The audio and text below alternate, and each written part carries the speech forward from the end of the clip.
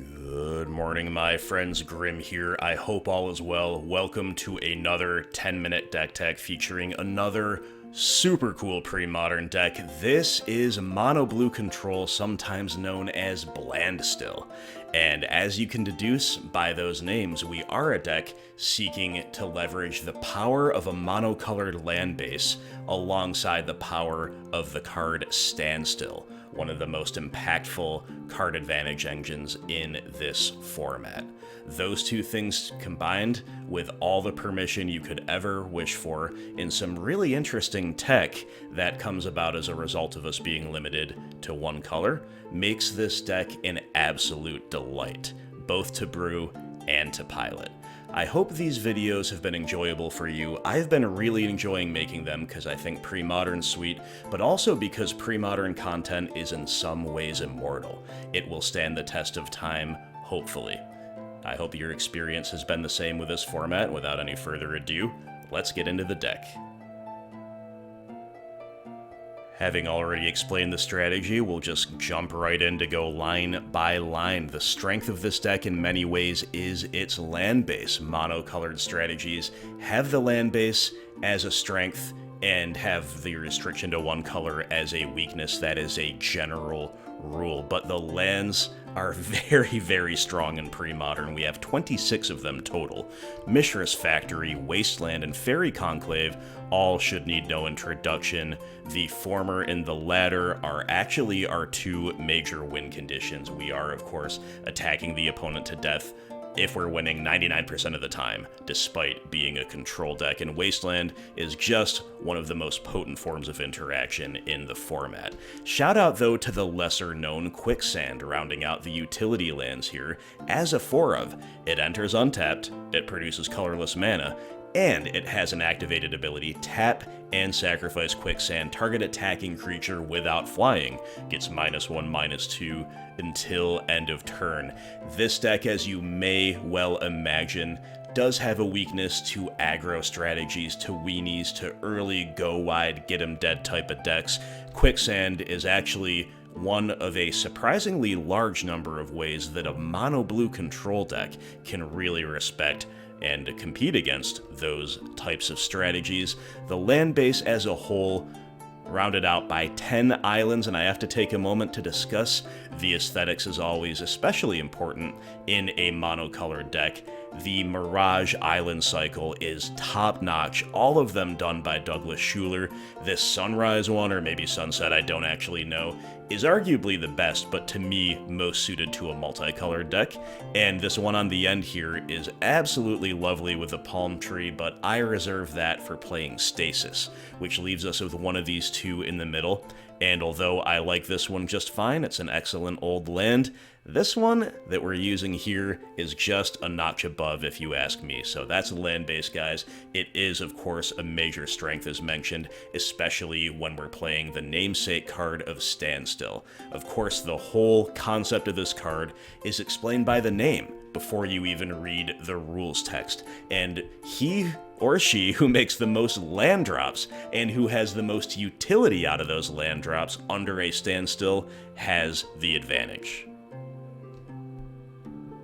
Okay, so Standstill and the lands together comprise 30 of our 60 main deck cards. What else is there, you may ask? Well, let's begin at the beginning with the only CMC1 spell in the main deck, Chain of Vapor. Now, coming from Modern, this chain cycle of cards, they're fascinating to me. They're very skill testing, they're very interesting.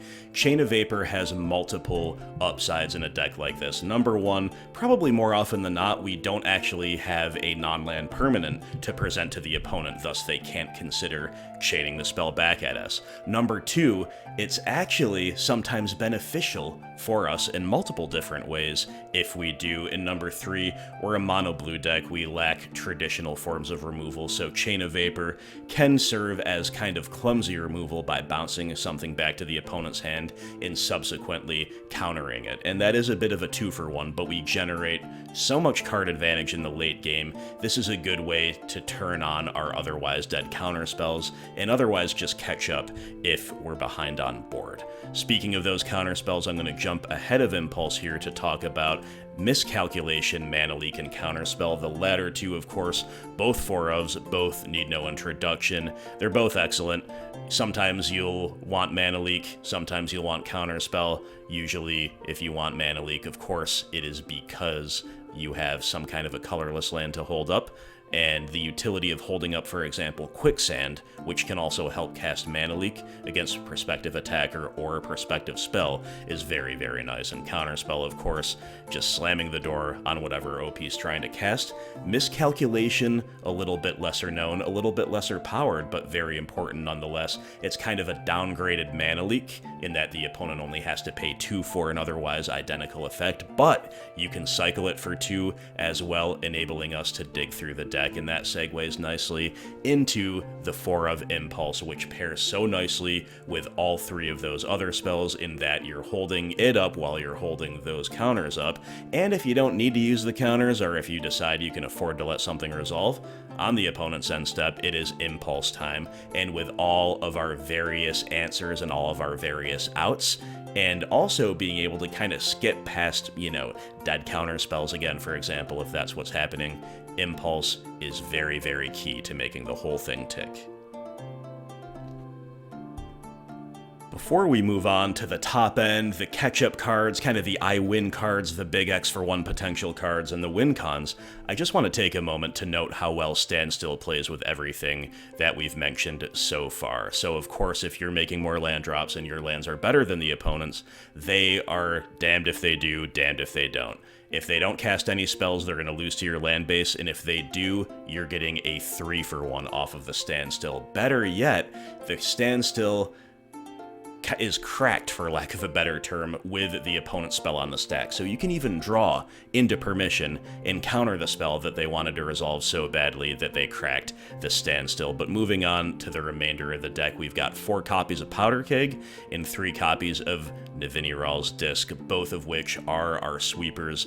They are our board wipes. Disc is going to hit everything, all artifacts, all creatures, and all enchantments, whereas Powder Keg is kind of Premodern's version of Ratchet Bomb, or Engineered Explosives if you prefer.